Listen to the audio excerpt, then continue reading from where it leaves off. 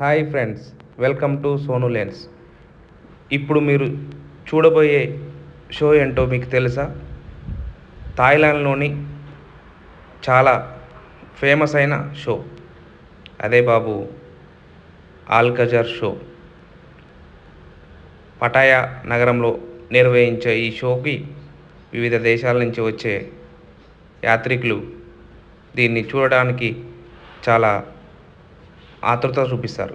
ఎందుకంటే ఇది థాయిలాండ్ ప్రజల యొక్క